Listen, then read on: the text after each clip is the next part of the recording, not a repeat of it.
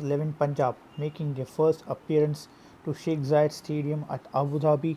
Their opening partnership has been their strength. Mayank Agarwal and Lokesh Rahul. If one of these can stay till the end and get things going, they are going to score more than the past score.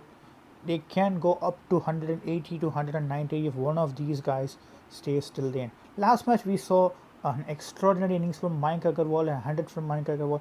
Previous match Lokesh Rahul scored up a magnificent 100 against Royal Challengers Bengaluru.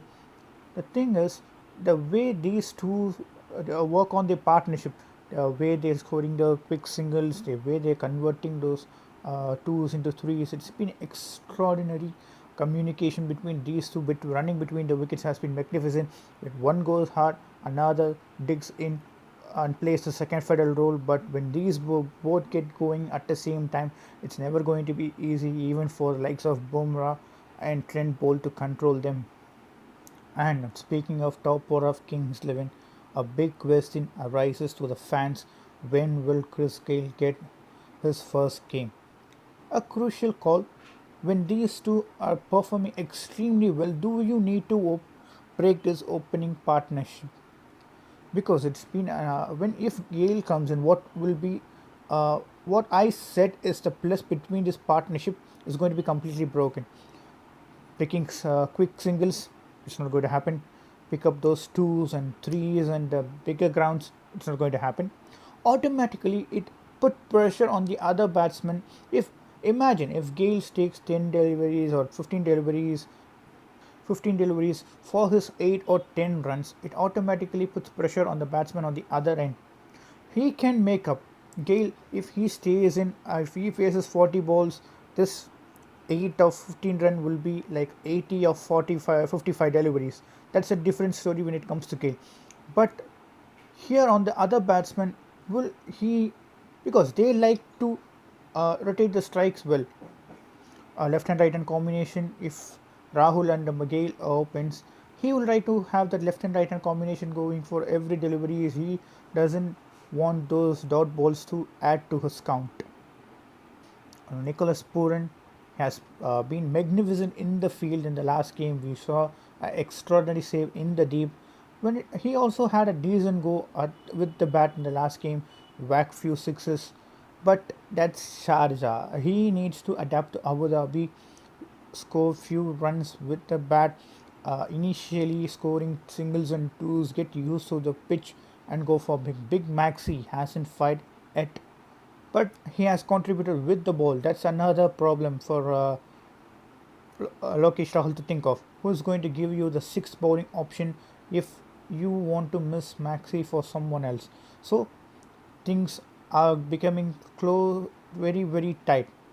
Why I'm speaking about the changes? If they want Mujib Rahman to come in, there isn't a spot for him. You can make a call that Sheldon Cottrell was expensive in the last game, but imagine alongside with Shami in the other venue, they too were magnificent with the ball. They picked up such a crucial wicket, exclude the last game. These two bowled 10 overs in power play and picked up the 5 wickets for 39 runs. Extraordinary chemistry between these two. Shami's excellent seam movement and Sheldon Cottrell, the way has natural angle as a left-hander, will really trouble. A dead bowling was a key, but it's in Sharjah. The bad day will happen for a bowler, such a short dimension. Imagine if the Rahul Tewatia played the same innings against him in Dubai or Abu Dhabi, he would have been out in the third ball.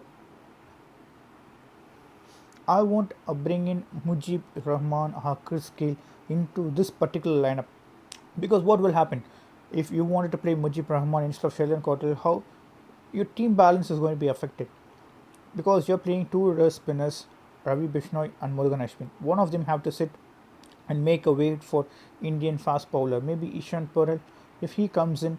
A third bowler is Jimmy Neesham. You can't rely on Ishan Perel, such an youngster. You can give him the confidence, but if he gets hit, it automatically affects the rhythm of the other bowlers as well. You're going to be up against Karan Pollard, Hardik Pandya. See what happened. Mujib Rahman, if he bowls in the power play, if he does the job well, like Washington Sundar does against Mumbai Indians in the last game. They targeted Adam Zampa and Yuzvendra Chahal, two of the most top-class bowlers. Zampa for Australia and Chahal along the world. He's such a quality bowler was hit for sixes because for a guy like Pollard or Russell, as I mentioned yesterday, dimensions aren't a big factor for them. They can vacuum for sixes everywhere. Coming to batting of Mumbai Indians, it's been such a solid star unit. Quinton de Kock and Rohit Sharma. Rohit Sharma already had a 50 score in this particular ground. He knows what this surface is going to behave like. He needs to stay in. A quick fire 50 from de Kock will entirely change this equation. He had a magnificent start in the same venue against CSK but wasn't able to convert it. He lost his wicket. If these two gets going, there isn't a much pressure on the lower part of the batting lineup. Hardik Pandya, Krunal Pandya, Surya Kumar Yadav, such a strong middle order, and Ishan Kishan, 99 in the last game. If he gets going again, it's going to be really a tough call for Kings 11 because this guy really played the wrist spinners well. Yeah, even if they try to bowl him, he has a range of shots which Karan Pollard doesn't have. For a guy like Karan Pollard, Russell, you can bowl very outside off stump. You can expect him to make a bit of a mistake going against covers. But for a guy like Ishan Kishan, he has variety. His range is large. He can play you the cut shots. He can play you through covers. He is a kind of a guy I need to have at number 4.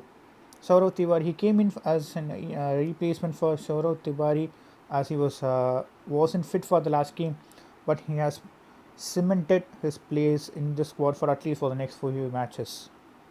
Bowling of Mumbai Indians, such a strong bowling lineup.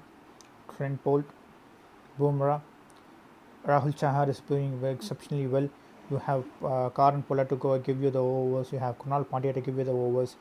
Here is a bit of a toss in the selection between Pat Cummins because Coulter-Nile, if he is 100% fit, if he wants to get his opportunity, Pattinson spot is in trouble because Coulter-Nile adds another balance to the batting lineup as well.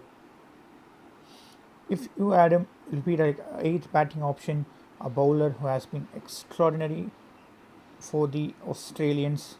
As simple as that, captain winning the toss will look to bowl first, but the thing is that the team losing the toss, when you are coming into bat, you need to set the total on mind. You have to at least score 180 in the surface because 160 has been the past score, but considering the lineup of Mumbai Indians, I would say 180 to 85. There you can just put pressure early because they might have to play the big shots early in the innings that might upset the way to approach the innings that could lead to a downfall. As of prediction, it's a very tough call. I'm going with Kings 11 for 55% and Mumbai Indians for 45%. It depends on how they adapt, how they play, because just a prediction or how a player will perform, it's not going to matter. On the day, the player has to play, perform. That also, if he given us a